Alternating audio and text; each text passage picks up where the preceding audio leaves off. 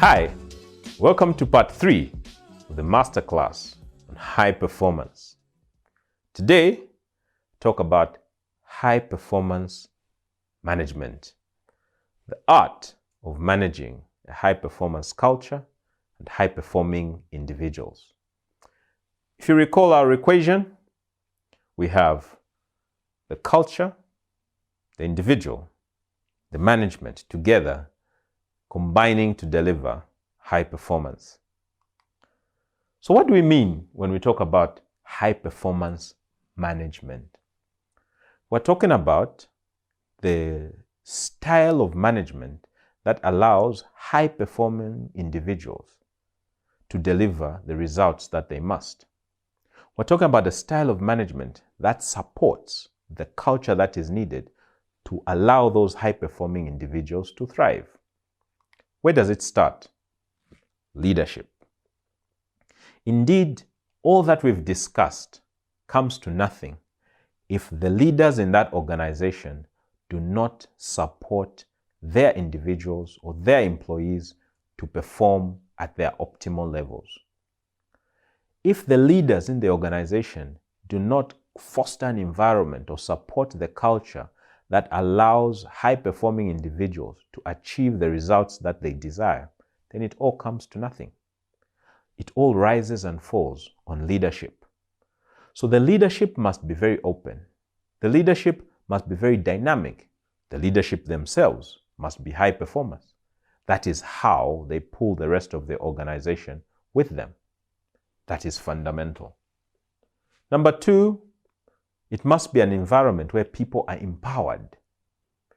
In managing high performers, they must be empowered to do that which they must. Otherwise, you begin to stifle them.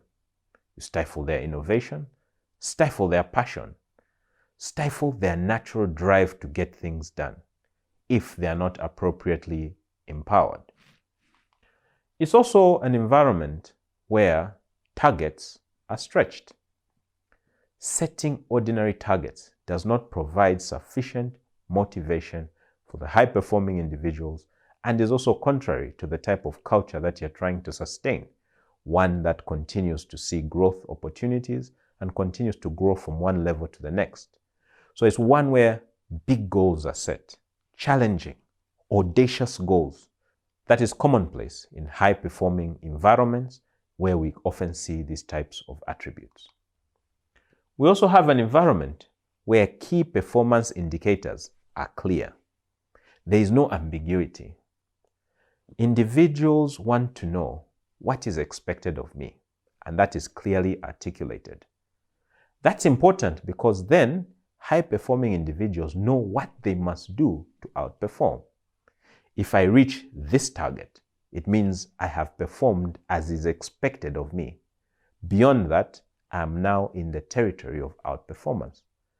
It's not uncommon to find that those KPIs that are set for individuals in a high-performing organization, they may actually perceive them as actually being quite basic because they set such a high standard of themselves. But this is critical as well in supporting a high-performance environment. Expectations management is also quite key. What is it that we're expected to do and when? Yes, we've seen the KPIs. When must these KPIs be achieved by? That is critical. It also helps to provide the clarity or the framework within which high-performing individuals are operating. Very, very important.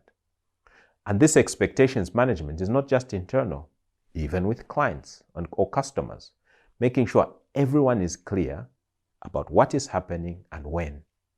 Everyone is on the same page, so that there's no misunderstanding, there's no ambiguity when things are not happening at the rate that they should.